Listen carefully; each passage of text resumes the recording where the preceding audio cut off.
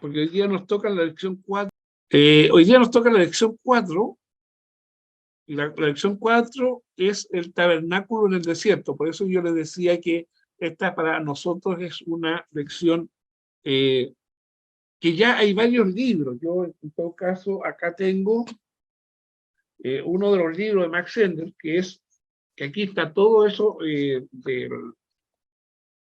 del tabernáculo en el desierto, que es la iniciación antigua y moderna de Max Sender. Ahí está todo esto del tabernáculo en el desierto. Y después vamos a hablar un poquito después de masonería. Y ahí también tenemos el otro libro de Max Sender también que habla de masonería, y no hay ningún problema en poder leerlo para profundizar. Vamos a leerlo, vamos a empezar con la parte, las referencias. Estas referencias normalmente váyanse a la Biblia sin ningún problema y léanlas para poder a veces complementar lo que sale acá. Leemos en la Biblia la historia de cómo Noé y el resto de su gente fueron salvados del diluvio y formaron el núcleo de la humanidad, de la época del arco iris, en la que ahora vivimos. Acuérdense que la época del arco iris, cuando salió el arco iris, es porque cuando le dan al ser humano la posibilidad del libre albedrío. En ese sentido, es el tiempo de la conciencia y que el ser humano puede optar por sí o por no. Las posibilidades que tiene. También se dice que Moisés guió a su pueblo fuera de Egipto. La tierra del toro, Tauro, a través de las aguas que hundieron a sus enemigos, y libres los instaló como pueblo escogido para adorar al carnero Aries, en cuyo signo había ya entrado el sol, por precesión de los equinoccios. Estos dos relatos se refieren al mismo incidente, o sea, la aparición de la humanidad infante del hundido continente de Atlántida. Ese asterisco es porque se explica al final de la lección todo lo que es de esa oración. De esta época de ciclos alternos en la que vamos invierno, día y noche, flujo y reflujo, se siguen uno al otro. Como la humanidad acaba justamente de ser provista con la mente, comenzaron a darse cuenta de la pérdida de la vista espiritual, que hasta entonces poseían y desarrollaron un deseo por el mundo del espíritu y sus guías divinos, que todavía subsisten, pues la humanidad aún no ha cesado de lamentar dicha pérdida. Por esta razón, le fue dado el tabernáculo en el desierto. El antiguo templo de misterios Atlante, para que puedan encontrar al Señor cuando estén calificados por medio del servicio y dominio de la naturaleza inferior, por el yo superior. Habiendo sido trazado por Jehová, fue la incorporación de grandes verdades cósmicas, ocultadas por un velo de simbolismo que hablaba al interno del yo superior.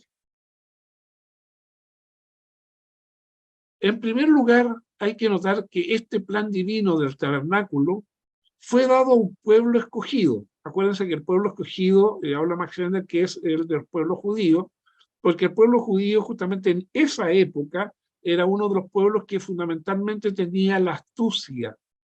Era el más avanzado justamente por eso. Y ese se escogió justamente por ser de esas características. Continúo. Que debía construirlo por propia voluntad y de todo corazón. En esto hay una lección particular que consiste en que no se da nunca a nadie el modelo divino del sendero del progreso. Sí, primeramente, no ha hecho un convenio con Dios para servirle y estar dispuesto a ofrecer la sangre de su corazón en una vida de servicio, totalmente desinteresado. La palabra masón, por eso que hablaba yo del segundo libro de cristianismo y masonería, ahí sale y explica todo lo que voy a leer a continuación de esta página. La palabra masón es un derivado de Pri Mesen, que es un término egipcio que significa niños de la luz. En la literatura de la masonería se habla de Dios como el gran arquitecto. Arche es la palabra griega que significa sustancia primordial. Se dice que José, el padre de Jesús, fue un carpintero, pero la palabra griega es tectón, para decir constructor. Por consiguiente, cada verdadero francmasón místico es un niño de la luz, un constructor, que se esfuerza en edificar el templo místico de acuerdo con el plan divino que le ha sido dado por nuestro Padre en los cielos. A este fin dedica todo su corazón, alma y mente. Es o debiera ser su aspiración de ser el más grande en el reino de Dios. Y por lo tanto, ha de ser el sirviente de todos. Lo siguiente que trae la atención es la posición del templo con relación a los puntos cardinales, y vemos que está situado directamente de este a oeste. Si vemos el sendero del progreso espiritual, es el mismo que la estrella viaja de este a oeste. El aspirante entraba en la puerta oriental y continuaba su camino pasando por el altar de los sacrificios, el lavabo de bronce y el lugar santo hacia la parte más occidental del tabernáculo, donde el arca, el símbolo más grande de todos, estaba situado en el Sancto Sanctorium, así como los hombres sabios siguieron la estrella de Cristo hacia el oeste, hacia Belén. Así también el centro espiritual del mundo civilizado se desvía cada vez más hacia el occidente. Hasta hoy, la cresta de la ola espiritual que comenzó en China, en las costas occidentales del Pacífico, ha llegado ahora a las costas orientales del Pacífico, o sea, del mismo océano. La naturaleza errante de este tabernáculo en el desierto es, por lo tanto, una excelente presentación simbólica del hecho de que el hombre es emigrante por naturaleza, un eterno peregrino, siempre pasando de las costas del tiempo a la eternidad y viceversa. Acá hay un plano donde se encuentra la entrada, que es en el este. El atrio es el lugar que es el cerco que tiene en la parte más sagrada del santuario, vale decir, cerca o delimita el santuario. Está la entrada, después viene el altar del sacrificio, el altar donde se hacen los sacrificios, después viene la fuente de agua, si podemos decirlo, el lavabo de bronce, y una vez que uno, después de haber hecho el sacrificio, se purifica en el fondo, se lava las manos, y ese es un acto de purificación. Después vamos a encontrar que también hay ciertas telas acá colgadas de colores, y la entrada al lugar santo, donde al lado derecho se encuentra la mesa del pan de la proposición, y al lado izquierdo el candelabro de oro. Posteriormente se encuentra el incienso, prácticamente el altar del incienso, viene también unas telas acá, y el lugar santísimo, que es el acta del pacto, justamente, que es la parte más sagrada de este, si podemos decirlo, el Santo Santorium, que es el lugar el lugar más santísimo, el lugar más dedicado de lo que significa si podemos decirlo, este lugar. El atrio del tabernáculo era un cercado que circundaba, este está en blanco acá, si ustedes se pueden ver en la figura superior derecha, el atrio del tabernáculo es la parte blanca. Era un cercado que circundaba el tabernáculo. Su largo era 2 veces su ancho, y la entrada estaba en el extremo oriental, Esta entrada, por donde sale el sol, ahí se encontraba la entrada. Esta entrada estaba rodeada de una cortina de fino lino, de color azul, escarlata y violeta. Y estos colores nos muestran de inmediato el estado del tabernáculo en el desierto. Se nos enseña que en el sublime evangelio de Juan, que Dios es luz. Y sabemos que esa luz, que es Dios, se refracta en tres colores primarios por la atmósfera que rodea la Tierra, o sea, el azul, amarillo y rojo.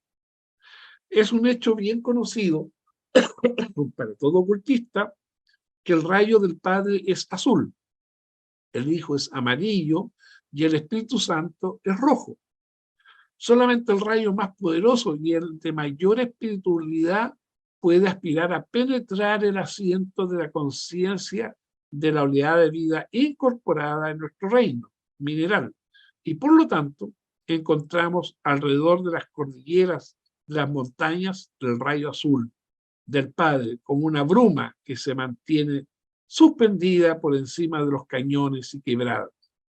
El rayo amarillo del Hijo mezclado con el rayo azul del Padre da vida y vitalidad al mundo de las plantas y por tal refleja el color verde. Si ustedes se fijan, el verde lo encuentran aquí, en este sector. Azul con amarillo es el sector del verde. Porque le es imposible retener el rayo internamente. Pero en el reino animal, tal cual anatómicamente pertenece el hombre no regenerado. Los rayos son absorbidos y el del Espíritu Santo da el color rojo de las carnes y de la sangre. La mezcla de azul y rojo se evidencia en la sangre púrpura, envenenada por los pecados, pero el amarillo no se demuestra sino hasta que se manifiesta como el cuerpo del alma, del dorado, el traje de bodas, de la novia mística, del místico Cristo, evolucionando internamente. Los colores de los velos del templo, tanto en la entrada como en la puerta del tabernáculo, demostraban que esta estructura fue trazada para un periodo previo a la época de Cristo. Ojo con esto. Pues solamente tenía los colores azul y rojo del Padre y del Espíritu Santo, juntos con su mezcla púrpura. Pero el blanco es la síntesis de todos los colores. Y por consiguiente, el rayo crístico amarillo estaba oculto en la parte del velo hasta que el tiempo debido Cristo apareciera para emanciparnos de los ritos que atan e iniciarnos en la libertad total de hijo de Dios, hijos de la luz, francmasones y masones místicos. El altar de bronce fue colocado justamente en la entrada oriental y se usaba para el sacrificio de animales durante el servicio del templo. La idea de usar toros y cabras para sacrificios parece bárbara a la mente moderna y no podemos mantener que hubiera obtenido alguna ventaja en ese sentido. La Biblia, de hecho, confirma este punto de vista del asunto, pues nos dice repetidamente que Dios no desea sacrificios, sino un espíritu humilde y un corazón contrito, y que Él no siente placer alguno en los sacrificios de sangre. En virtud de este hecho, parece extraño que los sacrificios hayan sido ordenados alguna vez, pero debemos tener en cuenta que no hay religión que pueda elevar a aquellos para quienes está designada a auxiliar si sus enseñanzas están muy por encima de su nivel intelectual y moral. Esto lo voy a repetir. Sus enseñanzas están muy por encima de su nivel intelectual y moral. Hay que en esto contextualizarlo en el mundo en que se vive en esos momentos. Para atraer, después lo vamos a comentar más adelante, lo vamos a conversar eso. Para atraer a un salvaje, la religión debe tener ciertos rasgos de barbarie. Una religión de amor no hubiera podido ser entendida por esa gente. Por consiguiente, se les dio una ley que demandaba ojo por ojo y diente por diente. No existe en el Antiguo Testamento mención alguna de la inmortalidad, pues esa gente no hubiera podido entender lo de un cielo sin aspirar a él. Ellos amaban las posesiones materiales, y en tal virtud se les dijo que si obraban rectamente, ellos y su simiente podrían vivir en la tierra por siempre, y que su ganado sería multiplicado, etc. El altar fue hecho de bronce, un metal que no se encuentra en la naturaleza, sino que es fabricado por el hombre con los minerales cobre y zinc. De esta manera se demuestra simbólicamente que el pecado no estaba originalmente considerado en este esquema de evolución, y es una anomalía en la naturaleza, así como en sus consecuencias, dolor y muerte simbolizadas por las víctimas de los sacrificios. Aunque el altar haya sido hecho de metales artificialmente compuestos, el fuego que ardía constantemente en él era de origen divino y se mantenía encendido año tras año con el más celoso cuidado. Ningún otro fuego se usaba, ¿no? Y podemos entender ventajosamente que cuando los dos sacerdotes presuntuosos y rebeldes trataron de desobedecer este mandato y usaron fuego distinto, se encontraron con una retribución espantosa y una muerte inmediata. Una vez que hayamos prestado el juramento de lealtad al maestro místico, el yo superior, es extremadamente peligroso desobedecer los preceptos que entonces se dieron.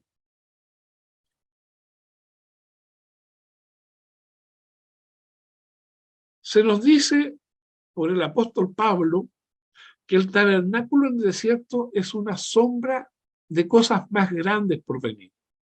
Por eso puede ser de interés y provecho examinar lo que es el significado del altar de bronce, con sus sacrificios de carne quemada para el candidato que viene al templo en estos tiempos modernos, con el fin de que podamos entender este misterio. Tenemos primeramente que aceptar la grande y absoluta idea esencial que fundamenta todo misticismo verdadero, que estas cosas son internas y no externas. Repito, que estas cosas son internas y no externas. No es el Cristo externo el que salva, sino el Cristo interno. Debemos construir el tabernáculo dentro de nuestros propios corazones y conciencias. Debemos vivir plenamente con una real experiencia interna, el ritual total del servicio allí. Debemos llegar a hacer ambas cosas, tanto el altar del sacrificio como el animal que se sacrifica sobre él. Tenemos que llegar a ser tanto el sacerdote que mata al animal como el animal que es muerto. Más tarde tendremos que aprender a identificarnos con el lavado místico y tendremos que aprender a lavar en él el espíritu. Entonces tendremos que entrar detrás del primer velo, oficiar en el cuarto oriental y de esa manera seguir a través de todo el servicio del templo hasta que lleguemos a ser los más grandes de todos esos símbolos antiguos. La gloria del Shekinah, entre paréntesis Dios, o no nos bendecirá, no nos beneficiará en nada. En fin, antes de que el símbolo del tabernáculo pueda realmente ayudarnos, debemos transferirlo del desierto del espacio a un hogar en nuestros corazones. De modo que cuando hayamos llegado a ser todo lo que el símbolo es, también habremos llegado a ser lo que éste significa espiritualmente. Aquí están las notas que decíamos, ¿no es cierto? La ciencia oculta enseña que la Atlántida fue un continente que existió entre Europa y América, en donde en la actualidad se encuentra el Océano Atlántico.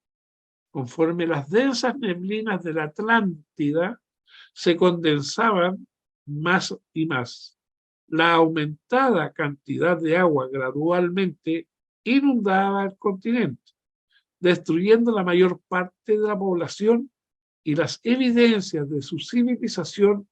Grandes cantidades de gente fueron impulsadas del continente inundado por el diluvio y vagaron a través de Europa. La ciencia oculta enseña que el hombre es un ser complejo que posee, primero, un cuerpo denso, que es el instrumento visible que se usa aquí en el mundo físico para atraer y llevar. El cuerpo del que ordinariamente pensamos como si fuese el hombre total. También tenemos un cuerpo vital que está hecho de éter, que interpenetra el cuerpo visible, tal como el éter penetra todas las demás formas, con la excepción de que los seres humanos especializan una cantidad mayor de éter universal que las otras formas. Este cuerpo etérico es nuestro instrumento para especializar la energía vital del sol. Un cuerpo de deseos, es el cuerpo del sol, estamos hablando todo lo que estábamos hablando anteriormente en la primera parte. Después, un cuerpo de deseos a través del cual expresamos nuestra naturaleza emocional. Este vehículo mucho más fino interpenetra ambos. Los cuerpos vital y denso. El clarividente lo ve extenderse hasta 16 pulgadas fuera del cuerpo físico, el que se encuentra colocado en el centro de una nube ovoide, tal como la yema está en el centro del huevo. La mente, que es un espejo que refleja al mundo exterior y permite al ego transmitir sus órdenes como pensamiento y palabra, y también compeler la acción. El ego es el espíritu triuno que usa estos vehículos para reunir experiencia en la escuela de la vida. La mente fue dada al hombre en la época atlante.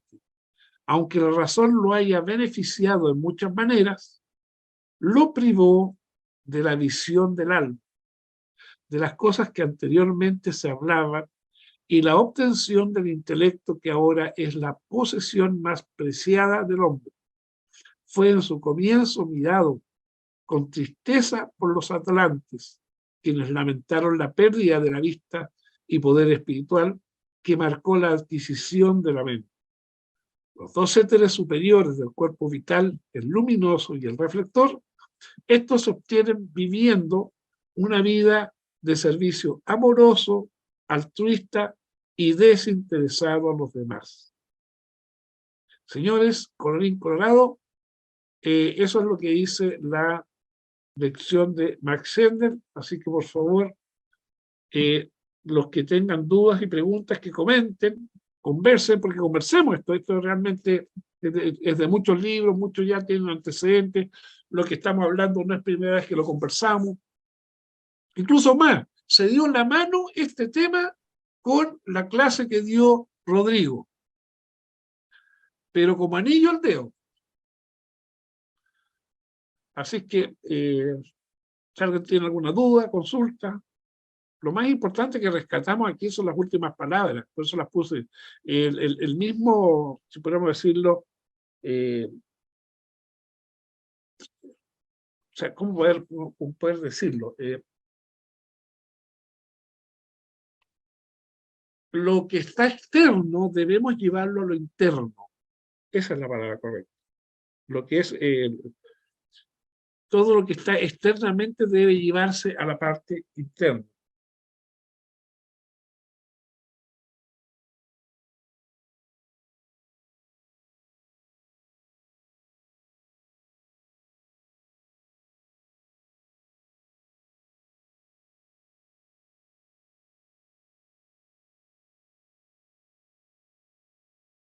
Aquí yo tengo el libro de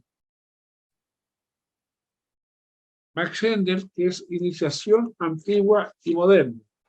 Este es el libro que realmente uno puede ahí leer en detalle todo lo que el tabernáculo, cómo funcionaba, el tabernáculo en el desierto, cómo funcionaba cada uno de los altares, el altar, cuál era la función también del candelabro, cuál era la función del lavabo, cuál era la función que cada una de ellos se representa.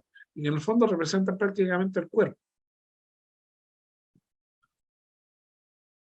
¿Dudas, consultas con respecto a esto?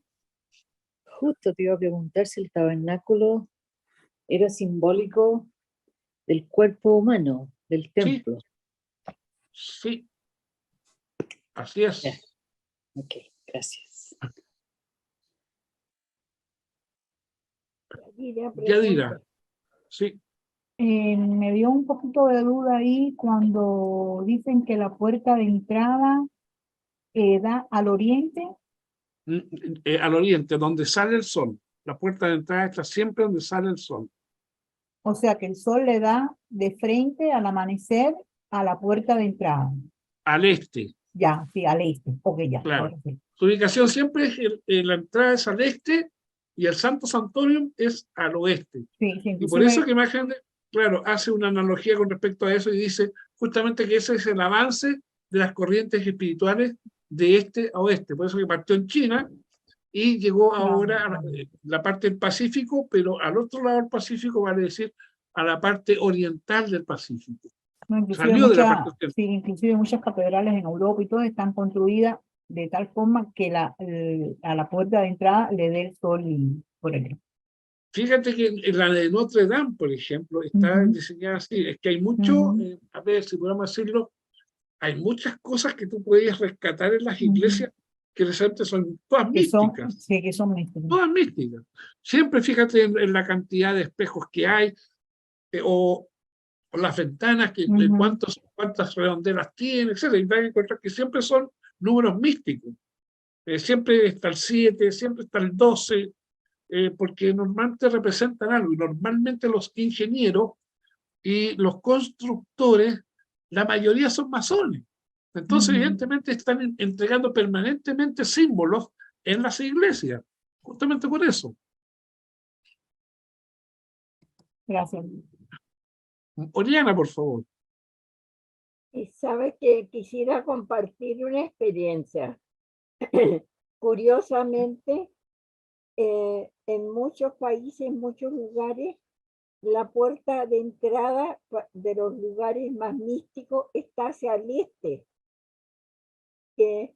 ¿Sabe? Porque una vez me tocó ir a Colombia de visita donde mi hermana que vivía ahí.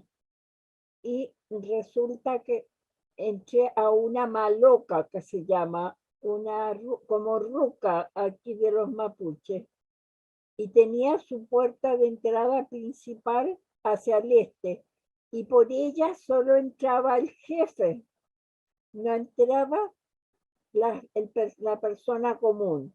Teníamos que entrar por otra puerta los visitantes. Es bien, bien interesante eso, que en casi todo lo que se ve, por lo menos lo que yo me tocó experimentar, la puerta está hacia el este, hacia la salida del sol. Eso es lo que quería comentar. Gracias. Gracias, Oriana. Confirma nada más lo que estábamos hablando con Yadira. Justamente que la mayoría las dejan dentro de lo posible. O sea, si se puede, porque si tú a lo mejor estás en una cuadra que no da, lamentablemente no se puede, pero si en la medida en que se pueda, dan justamente al este.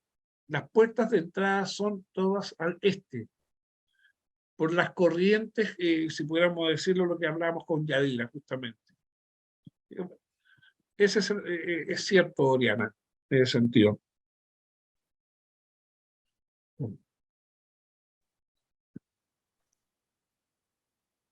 ¿Qué es lo que tiene el Arca de la Alianza dentro? ¿Quién puede decirlo?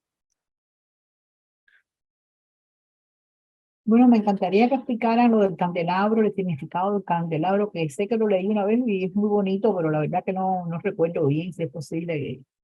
Los planetas, Ajá, por eso. son los planetas. Los 7 planetas que son los que dan, giran en torno, y por eso que está, si tú te fijas, es como si las lucecitas fuesen los planetas. y que al girar, ¿no es cierto?, están entregando a nosotros, claro, lo más espiritual, que es la influencia de los planetas. Hay una imagen, Rodrigo, por ahí de eso.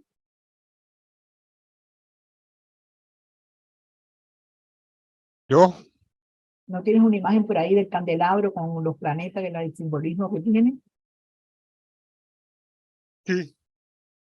Vamos a buscarlo por mientras. ¿Tú lo tienes, Alberto? Que no. A ver, pero en el dibujo parece que sale. Déjame ver. Aquí. Y lo que quería decir, sí, es que Ahí está abajo. Si creo te que fijas, son el candelabro. entiendo que Ahí está. representan las fases lunares, sí. Sí, toda razón. Espérate.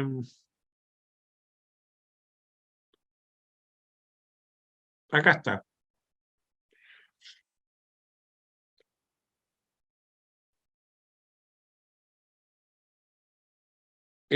Aquí sale en el libro, donde dice, como hemos dicho previamente, cuando el sacerdote se hallaba de pie en el centro del cuarto del este, el tabernáculo, el candelabro de 7 brazos quedaba en la mano izquierda y en la parte del sur.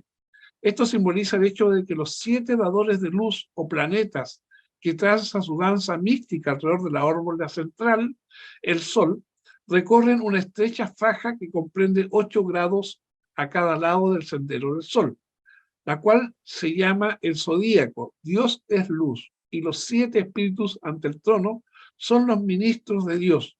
Por lo tanto, son los mensajeros de la luz para la humanidad y ellos son los que han guiado al hombre en su sendero evolutivo. Además, así como los cielos están resplandecientes, iluminados cuando la luna en su fase, y ahí está lo que dices tú también, llega a su plenitud en la parte oriental de los cielos. Así también el cuarto oriental del tabernáculo está lleno de luz. Se indica visiblemente la presencia de él, de Dios, y de sus 7 ministros, los ángeles de las estrellas. Eso es lo que dice con respecto al candelabro de oro. Después está la mesa del pan de proposición, que dice, el cuarto oriental del templo puede ser llamado el vestíbulo de servicio, pues él corresponde a los 3 años del ministro de Cristo y contiene los atavíos y requisitos para el desarrollo del alma. Aunque, como ya hemos dicho, solo estaba adornado con 3 principales objetos.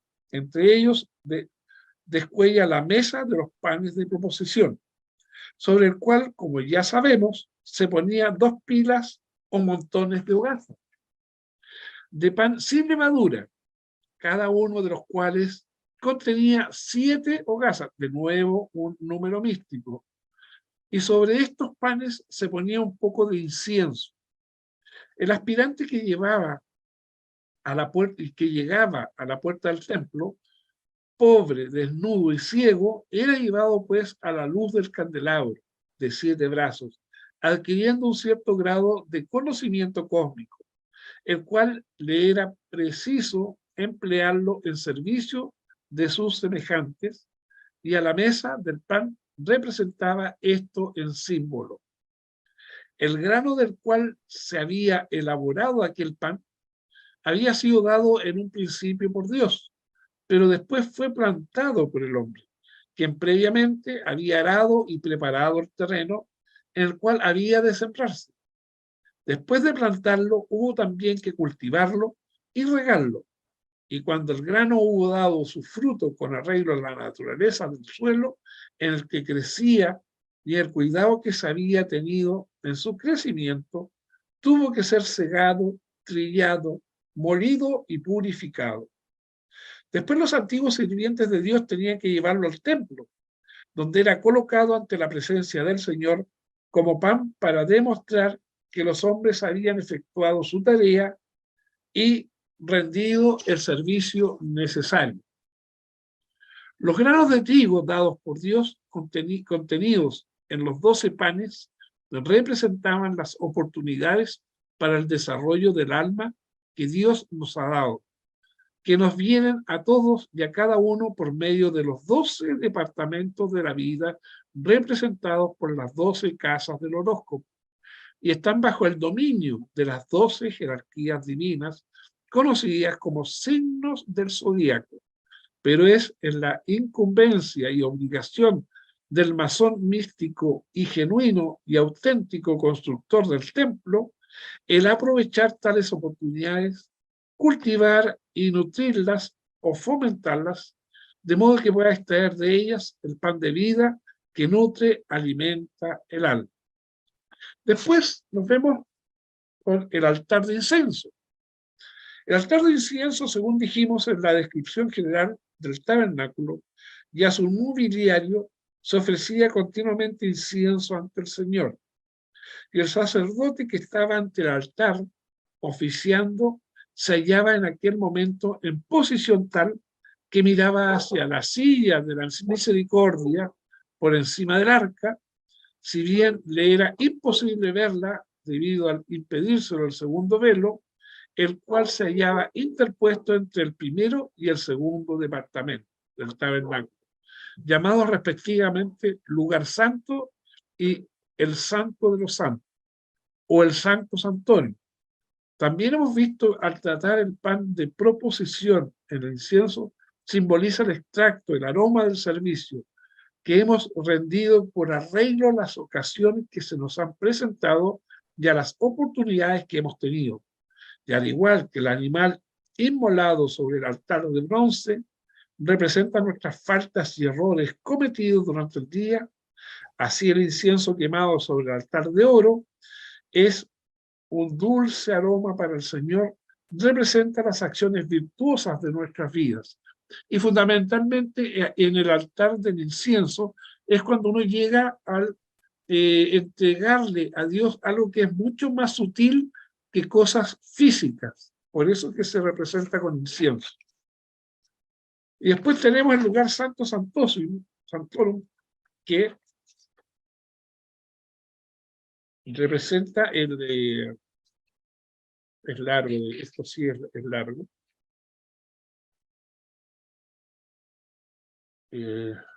Nada, pero aquí es muy largo de poder leerlo.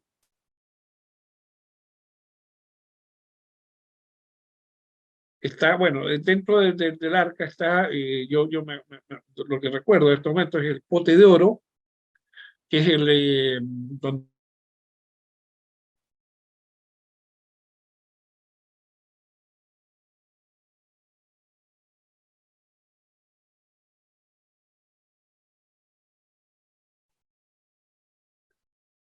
las tablas de los mandamientos.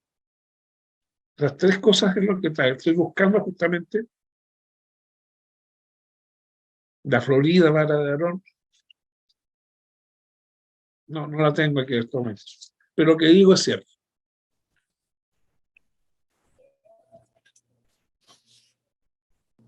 Aquí está en el libro, de todas maneras hay que buscarlo.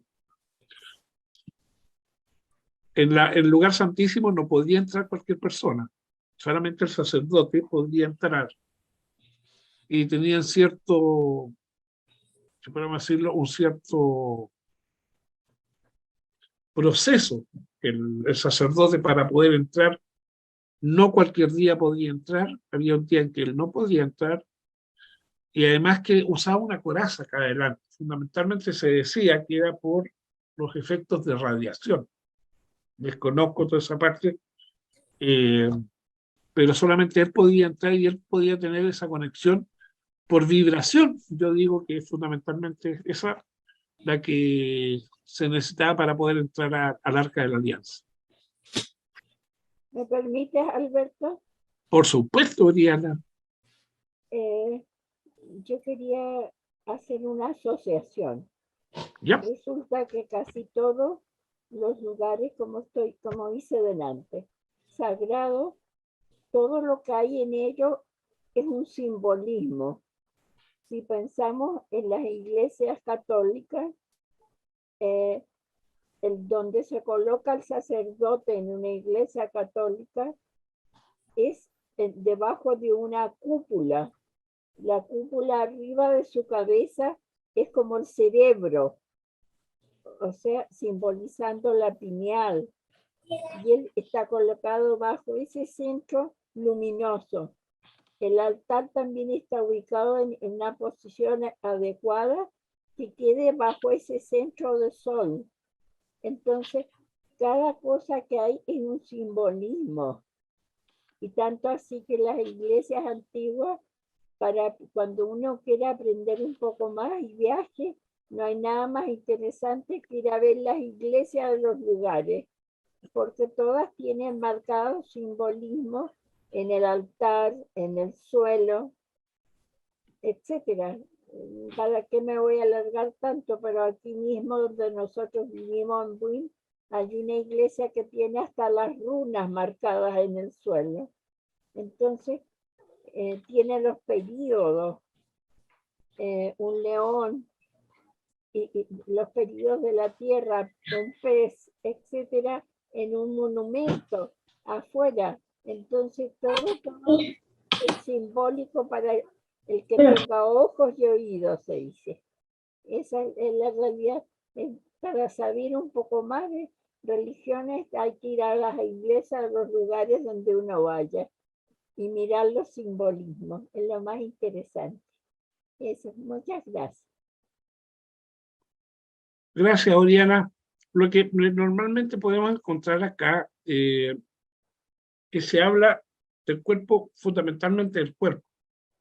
Por eso que se habla de los sacrificios, porque en el contexto antiguo nos encontramos con una civilización recién en formación, recién entrando no conocen las leyes, no conocen la higiene, no conocen la buena comida.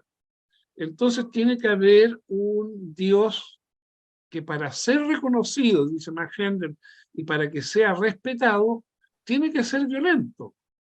No puede ser un Dios amoroso, caritativo, porque para ellos significa sinónimo de debilidad.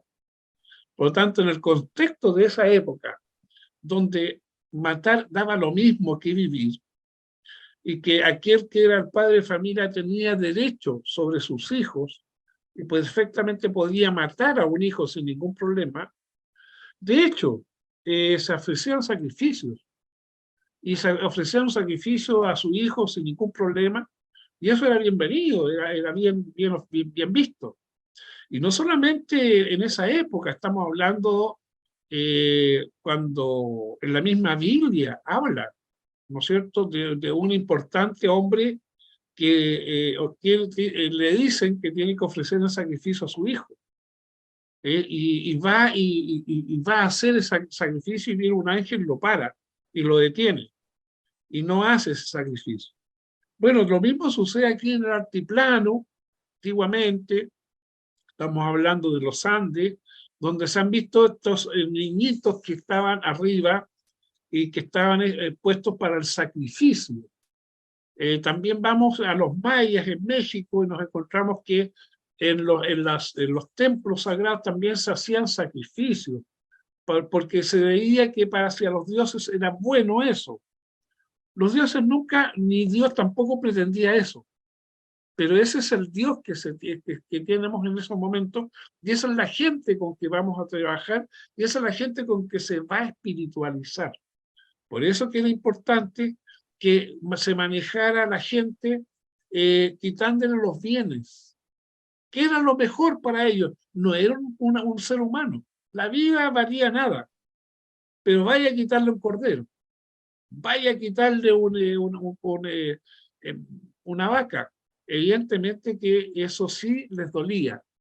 Entonces, ofrecer lo que más quieren en ese momento era muy necesario para que esa especie humana, que era un pueblo elegido, ¿no es cierto?, porque eran los más astutos en esos momentos, comenzaran su proceso, un largo proceso de purificación, en el sentido más que de purificación, de encuentro de la espiritualidad. Y tú lo dijiste ya, Oriana.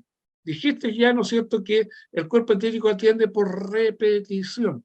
Y ese era el objetivo fundamental de empezar a que el cuerpo comenzara a entender lo que significaba la espiritualidad. No lo iban a entender ahí, pero en generaciones después ya iba a empezar a encender este proceso repetitivo que se llama, ¿no es cierto?, la espiritualización de un pueblo. Por eso que se sacrificaban. Y por eso después viene una purificación. Esa purificación se hace en el lavado, o el lavabo, como lo dicen. El lavado significa no solamente con el agua. Fíjate que todos los pueblos, no solamente los judíos, los musulmanes y los cristianos, sino que también el pueblo musulmán usan el lavarse físicamente porque también están, como dicen, si yo tengo adentro mi espíritu, no solamente estoy lavando mi cuerpo, estoy lavando mi espíritu también, estoy lavando mi cuerpo de deseo, estoy lavando mi cuerpo etérico, porque todo eso se va a lavar. Por eso es que se hace un proceso espiritual más que nada para poder decir, mira, con el agua yo me purifico. Eso significa me lavo, me limpio el alma, me limpia el cuerpo de deseo, me limpia el cuerpo mental y me limpia también el físico. Por eso que se usa el lavabo, para después entrar puro hasta esto que es el lugar santo, donde están los panes de proposición, donde está el candelabro y donde está prácticamente, que es el único lugar donde se podía entrar, que era el incienso, que era lo material transformado en algo gaseoso, que era el olor, y a su vez ese olor nada más se diluía y podía llegar a Dios, esta entrega que se estaba haciendo hacia Dios. ¿Te das cuenta? Después venía una cortina y venía el Santo Santón, que es la parte más sagrada, donde solamente podía entrar este sacerdote, que era el único que podía entrar. Y eso es lo que habla fundamentalmente esta lección. Así que, como les digo, es una corta, pero todo el mundo ya lo sabía. Pero bueno recordarlo siempre. Oriana, estás viendo la hora. Marco tiene levantada la mano. Adelante. ¿Puedo compartir una cosita? Sí. Ahí está el momento ya de conversación ya. Ok, déjame ver si puedo compartir. ¿Se ve? Está por verse. Ahora sí. Ok. Oceanside. Ese es el mapa de Oceanside. Yo quería hablar de la ubicación del altar. O sea, siempre el altar debe estar en la pared que da hacia el oeste.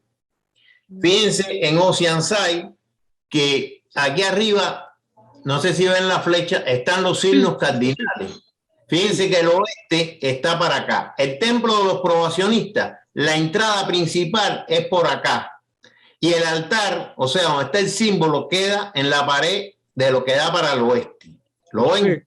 Sí, ahora, perfecto. El departamento de curación, la entrada es por aquí también, por aquí. Y el altar está aquí atrás, en la pared oeste. Y la capilla que está aquí, cuando usted entra, está de lado. Y el altar está aquí en la pared que da al oeste. Al oeste. Esto es muy importante. Las iglesias que fueron bien construidas tienen esa orientación. Ahora, usted, cuando tenga un símbolo en su casa, debe ponerlo en la pared que da al oeste. Siempre. Por ejemplo, yo hago los servicios en Zoom y cuando pongo el símbolo, lo pongo orientado hacia el oeste. La computadora yo la pongo orientada hacia el oeste, porque esto no es por gusto. O sea, esa orientación tiene que ver con la salida y la puesta del sol, como estaba orientado el tabernáculo. Recuerden que el tabernáculo fue la escuela que precedió a los Rosacruces. O sea, que eso fue en la época atlántica. Pero todo lo que estaba ahí estaba hecho de una forma sagrada. O sea, que hay que respetar. a medida que vamos entrando en esta escuela debemos aprender todas estas cosas, porque si tenemos un rinconcito en la casa debemos tenerlo bien orientado. Es la forma más energética, es la forma que mejor funciona, y esto es místico y sagrado. O sea que ya debemos empezar a hacer todas estas cosas bien hechas. Era lo que quería decir. Gracias, Marco. A un tema que tocan acá y que queda un poco inconcluso, no queda inconcluso, a lo mejor Matt Heindel lo deja ahí para que uno lo analice. Esta es de la lección 4, ¿cierto? El tabernáculo. Se refiere porque Sí. hay, menciona 4 partes. Génesis, de Noé, y dice acá que, bueno, Noé y Moisés, ¿cierto? En el sentido de que es la salida de la Atlántida, dice. De hecho, creo que es una de las preguntas de la lección. Pero después toca dos versículos, que es Éxodo 25 y Hebreos 9, en que dice que Jehová le dice que se haga un santuario para mí. Y le dice, ese es el santuario que tú describiste, el Santo Santorum, el tabernáculo. Sí. Pero lo dice que lo haga, dice, conforme a un diseño que le voy a mostrar. De hecho, lo lleva al monte y le muestra un diseño. Ese no fue invención de Moisés, sino que Jehová le muestra un diseño. ¿Ya? Porque de hecho en 25:8 dice, y que haga un santuario para mí conforme a lo que te voy a mostrar, conforme al diseño del tabernáculo y al diseño de todo su mobiliario. O sea, Jehová le entrega un diseño de alguna forma a esta gente atlante. Y de hecho en la lección habla de Hebreos 9, que es de Pablo, y Pablo da toda una descripción, hace esa relación que dices tú entre el tabernáculo y Cristo, pero dice, bueno, lo que estamos mostrando aquí es una representación de cosas que están en los cielos. Entonces, ¿cómo esto de que hay cosas en los cielos y que se representan? Este es el punto que quería tocar ahora, el diseño de los templos de misterio. Que Marco también dijo, no, mira, que es verdad, qué hermoso, que el templo es así, que el templo entra por acá, pero ¿quién diseña eso? ¿Por qué está diseñado así? Porque seguimos estas leyes cósmicas, estas leyes de dónde están, de dónde vienen y cómo el hombre las recibe. ¿Ok? Entonces acá se nos dice que el apóstol Pablo, que el tabernáculo en el desierto era una sombra de las cosas por venir. Por esta razón le fue dado el tabernáculo en el desierto, antiguo templo de los misterios atlantes a la humanidad infante del hundido continente de la Atlántida. Habiendo sido diseñado por Jehová, fue la incorporación de grandes verdades cósmicas. Esto lo dice en la lección. Dice, habiendo sido diseñado por Jehová. No una cosa mixta. O sea, también, no descarto que también representa el cuerpo, también la vara de Aarón representa a la conservación de las fuerzas sexuales y todo, pero también hay un diseño, ¿ya? Y lo dice varias veces. Jehová enseña el diseño.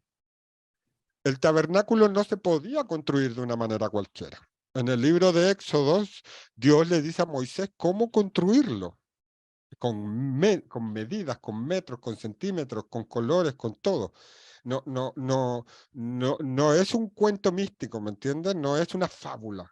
Conforme a todo lo que yo te muestro, el diseño del tabernáculo, así lo haréis.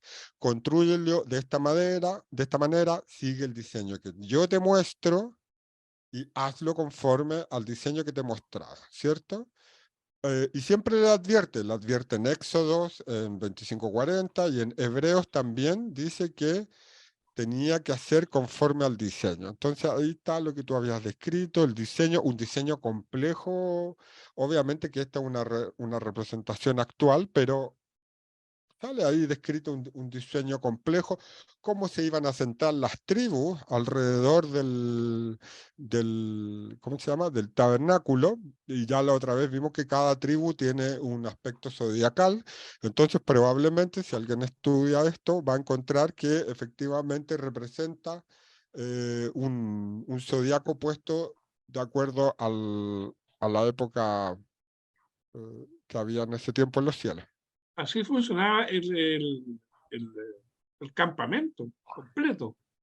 Se ponían alrededor del se ponían todas las tribus tal como la pusiste ahora. Claro. El tabernáculo fue construido para seguir un patrón de un templo en los cielos. Ya, esto lo digo yo, no, lo dice la Biblia. Sí, la Biblia nos dice que hay un templo en los cielos. Ya, Apocalipsis 11 dice, y en el templo de Dios fue abierto en el cielo, y el arca de su pacto se veía en el templo. En Apocalipsis, el otro día dijimos que era un texto de Juan, Juánico. Por lo tanto, lo podemos tomar. Así como tomamos el Evangelio de San Juan, podemos tomar el Apocalipsis. Y ahí dice que se abre al final de los días un templo en el cielo.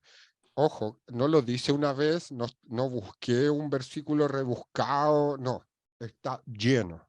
Uno lee el Apocalipsis, está lleno de versículos en que habla de un templo en los cielos. De hecho, acá puse una imagen de Cristo, o bueno, no sé, obviamente que humanizada, sabemos que no va a volver en cuerpo, pero justamente dice Apocalipsis 11:9, el templo de Dios que está en los cielos fue abierto y el arca de su pacto se veía en el templo. El tabernáculo sobre la tierra era su copia. La Biblia dice, fue abierto en el cielo el templo del tabernáculo y el templo se llenó de humo por la gloria de Dios. Otro versículo. Hay un templo en el cielo y Dios le dijo a Moisés que construyera el tabernáculo siguiendo el modelo de aquel templo.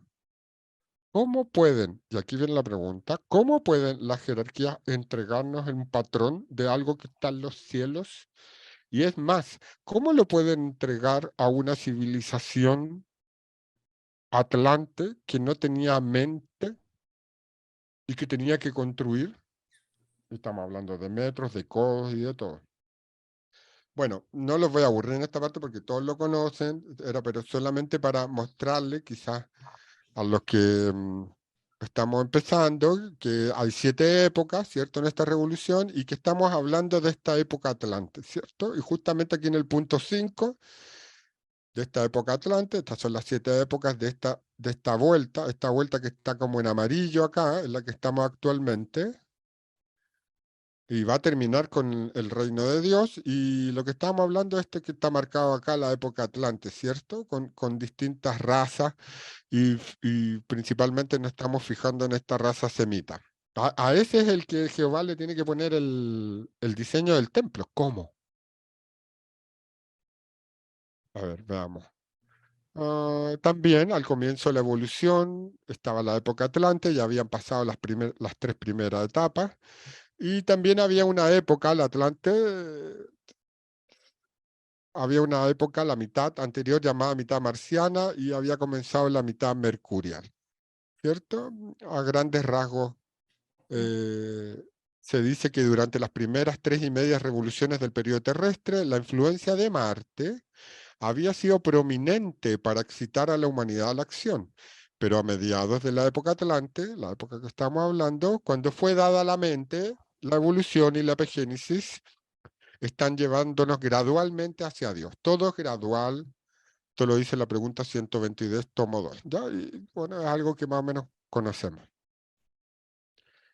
¿Dónde estaba entonces este continente Atlante o la Atlante? Dice en el diccionario Rosacruz que había un continente Atlante que de la parte austral del planeta venía el aliento ardiente de los volcanes y del norte llegaban los bloques de hielo de la región.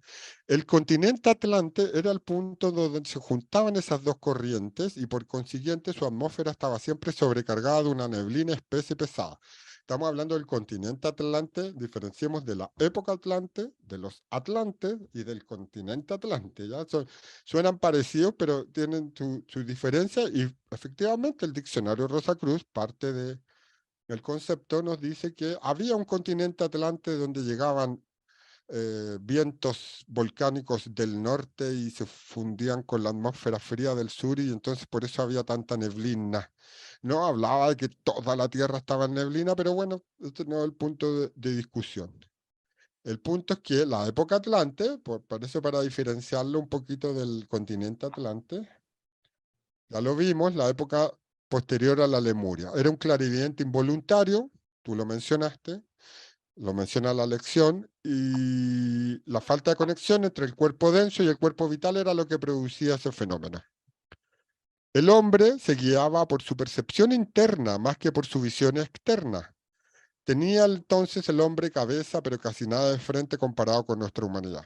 Me parece que esta es parte de la Lemuria. Pero bueno, la cosa es que el hombre era distinto al actual. Entonces, ¿cómo es posible que de este tema de los templos? Aquí les estoy mostrando unos templos que se encontraron, miles de estructuras mayas perdidas en Guatemala, más de 60.000 estructuras perdidas en la jungla guatemalteca, que no tiene explicación ni sentido de en qué parte de la humanidad y cómo la humanidad construyó estos templos. Eso es el punto más importante. Si por último el hombre se hubiera puesto a construir a base de piedra, ok, a lo mejor por ahí la ciencia podría justificarlo. Lo que no justifica es de dónde sacaba la inteligencia para las complejas estructuras que tenía. Estamos hablando de otro templo dentro de otro templo. México descubren otra pirámide dentro de la gran pirámide de Kukulcán en Chichén Itzá. Entonces, el hombre no solamente construyó los templos que vemos ahora, sino que al parecer los templos son estructuras que se han construido sobre otros templos desde tiempos inmemoriales sin saber cómo, porque el hombre no sabía matemáticas, no sabía de diseño, no sabía de arquitectura, no sabía de nada de esas cosas. Ni astrología tampoco. Además que están con normas astrológicas, ¿cierto? Sí, así es. Aquí tenemos un templo ultra complejo y cómo lo han abierto y se han dado cuenta que dentro de los templos hay más templos. ¿Ya? Esta es otra imagen claramente compleja de una época ancestral, no se entiende cómo, no hay registros de los cálculos, porque por último si encontráramos diseños, planos, las sumas, las restas de los ángulos, cuánto material, cuánto menos material, de dónde el hombre sacó este conocimiento y si lo obtuvo él, dónde están los cálculos de los ángulos, los diseños, los patrones, etcétera. Ya creo que me van siguiendo la idea. Aquí, y lo mismo con el templo del tabernáculo en el desierto. Aquí hay otro. Estos son reales. ¿Qué tiempo tienen los templos eso, según la ciencia? Hay distintas dataciones porque las externas tienen alrededor de 2000 años. La verdad es que lo datan en muy poco, la parte externa. Pero obviamente con ese mismo datación, ahora al darse cuenta que tiene 1, 2, 3, 4, 5, 6, hasta 15 capas, bastaría que la ciencia se pusiera a multiplicar su propio cálculo. El problema más complejo es la tecnología. ¿Cómo, si fuera así, que fuera simplemente tema de datación, cómo es posible que superficies interiores que fueron construidas miles de años antes parecen tener la misma tecnología de las capas externas? A diferencia de las cosas que hacemos hoy día podemos encontrar una casa cubierta de otras cosas más modernas, pero la capa interior es menos tecnológica que la exterior. En estos templos no se daba así. Dice Heindel en la pregunta 176 que en realidad las pirámides, en la pregunta 176 del tomo 2, dice Heindel que en realidad las pirámides eran templos de iniciación. O sea, estamos hablando del tabernáculo en el desierto, que no sé si fue el primero, el último, el intermedio, quizá uno de los más importantes porque al parecer tuvo relación directa con Jehová, pero también hubieron otros templos de misterios y de enseñanzas, todos guiados por alguna especie de Dios que los diseña, se lo entrega a la humanidad para que los construya, sin que hagan ningún cálculo, ninguna suma, ninguna resta, ni nada. Y dice, en realidad las pirámides eran templos de iniciación, habían sido construidas por los hierofantes de los misterios menores, y como la iniciación de los candidatos estaba fundada en el pasaje de los cuerpos celestes, que es lo que dijo Alberto, o los astros, a través de los 12 signos del zodiaco, naturalmente estos templos de iniciación encerraban medidas cósmicas.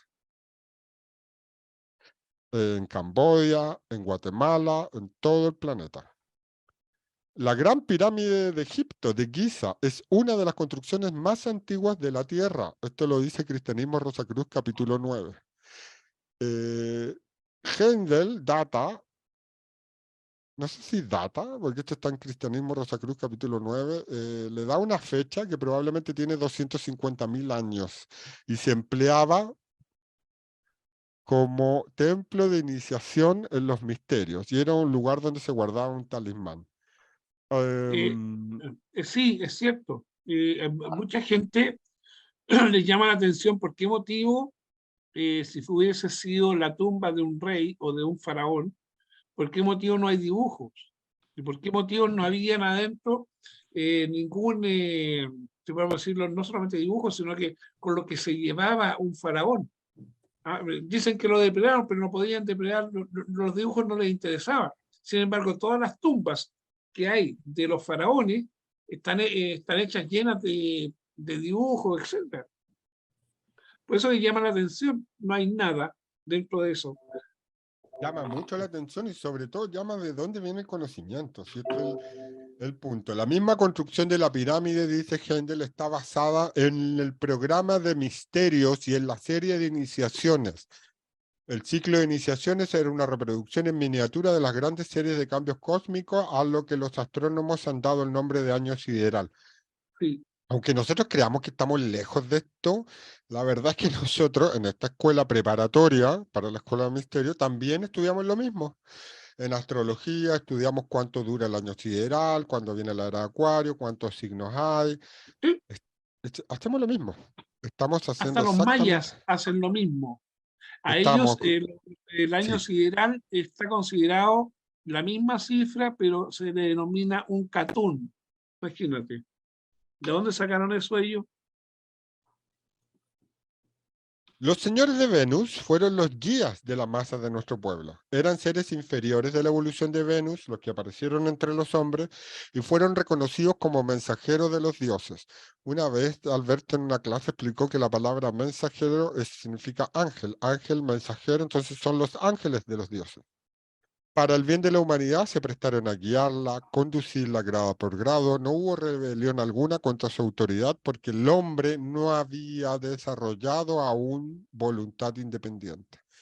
Entonces, ¿cómo un hombre que no ha desarrollado voluntad independiente puede llegar a construir, y mente, matemáticas, puede llegar a construir estructuras tan hermosas, complejas, alineadas con los astros, con fuerzas cósmicas, y no solo eso, sino que también con fuerzas de agua, aguas perfectas que caen y alimentan los templos, etcétera?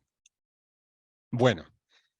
Ustedes saben que si van a un libro de fisiología, la referencia mostrará que las fisuras longitudinales en la médula espinal se dividen en 3 partes y que encierran un tubo hueco. Cada una de estas columnas está regida por una de las jerarquías en más estrecho contacto con nosotros, predominando la lunar, la de Marte y la de Mercurio. Justamente estábamos hablando de los señores de Mercurio. Según el estado de evolución del individuo, esto lo dice Heindel en la pregunta 118 acerca de nuestra columna vertebral y cómo es influido actualmente aún por jerarquías lunares, marciales y mercuriales. En los días de la infancia de la humanidad, dice Heindel en la pregunta 118, la fuerza creativa que ahora se dirige hacia afuera para construir barcos, casas, vías férreas, se usó internamente para construir los órganos de nuestro cuerpo y como el mundo físico circundante se fotografía sobre la mesa de una cámara oscura, por lo que el mundo espiritual se refleja, bueno, está ahí, está mal, lo copié y quedó mal, que el corrector ortográfico lo cambió. Pero lo que está diciendo es que el mundo circundante se fotografiaba tal cual como se fotografía en una cámara oscura, el mundo espiritual se reflejaba o se refleja en el canal espinal. Y allí el hombre contempló primero al dios lunar, Jehová, cuyos ángeles eran entonces sus tutores. Entonces aquí tenemos la primera idea de cómo es posible de que estos templos que vemos que están construidos en el cielo, vimos ya la parte bíblica, vimos varias explicaciones de que el arca está en los cielos, que el templo está en los cielos, que hay un diseño que Jehová hizo. Lo que estamos tratando de encontrar cómo Jehová nos entregó ese diseño. y cómo los posteriores señores de Mercurio nos entregaron este diseño para construir lo que construimos. La evidencia está en los templos físicos. La evidencia está, ese es el destino. El origen está en la Biblia y en otros lugares. Ahora el punto es cómo esos templos que están diseñados en el mundo espiritual llegaron a nosotros. Al parecer, aquí hay una explicación de que Jehová se reflejaba en nuestra columna vertebral, dándonos instrucciones, guías, patrones, etcétera, planos, lo que fuera. La serpiente. Fíjate que la serpiente había venido antes y los señores de Mercurio vinieron a arreglar ese temita de la serpiente. Creo que lo dice Exacto. justamente aquí. Un poco más adelante, en el camino de la evolución, en la época Atlante, los señores de Venus y los señores de Mercurio vinieron a la Tierra con el propósito de dar un mayor impulso al desarrollo mental y emocional. Era tarea de Venus combatir las emociones inferiores y elevar la brutal pasión animal de Marte. Efectivamente, los marcianos, o los, ¿cómo dijiste? ¿Ángeles marcianos? ¿Luciféricos? ¿Alberto? Sí, sí, sí, sí. Ah, la serpiente, perdón. La La serpiente. serpiente ya se había puesto a jugar con nosotros Claro. y tuvieron que venir estos señores de Venus y Mercurio a arreglarlo. Ellos, dicen acá, debían añadir belleza a la fuerza. Estamos hablando de templos hermosos, templos bellos, bonitos, bien hechos, estructurados, más suaves y hermosos. Ella debía añadir belleza a la fuerza y para alcanzar ese ideal los señores de Venus fomentaron las artes plásticas, la pintura y la escultura. Estos no fueron enseñados al hombre del público en general.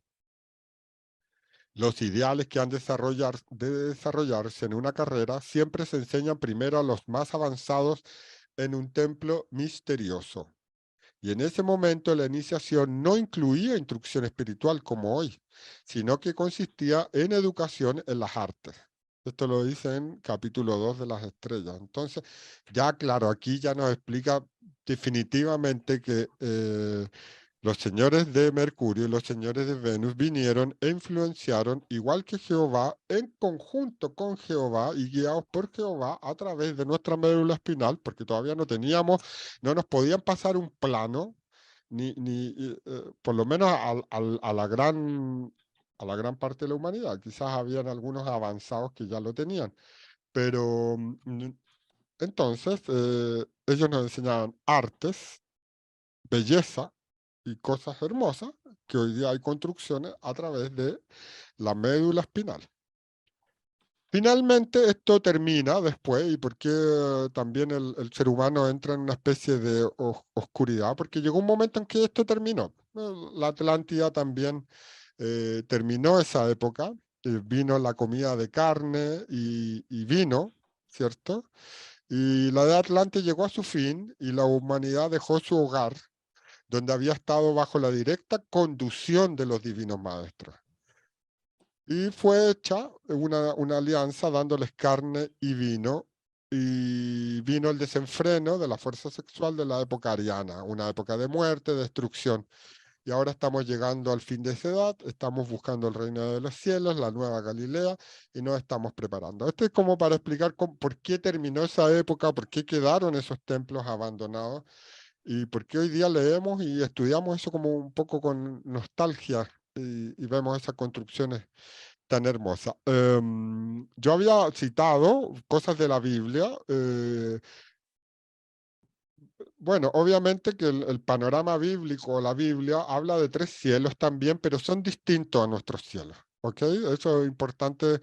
Ellos hablan de que los palacios celestiales están en el 3er cielo y que hay un 2º cielo, pero ellos le hablan el mundo estelar. Ahora el mundo estelar viene a ser como el mundo del deseo de los astros, pero ellos también hablan de un cielo atmosférico. Entonces, la verdad es que los 3 cielos de la Biblia así directamente no se pueden asociar a nuestros 3 cielos. Por lo menos hay 3, que creo que te puede ahí tratar de buscar a qué se refiere, ¿ya? Pero esto es lo primero que lamentablemente no podemos ir a la Biblia y encajarlo de cuajo con la filosofía de Rosacruz, hay que tratar de entenderlo, pero también aceptando que tenemos que tratar de sacar el misterio de la Biblia, por eso estamos en este curso, por eso los ángeles del destino han dado la Biblia.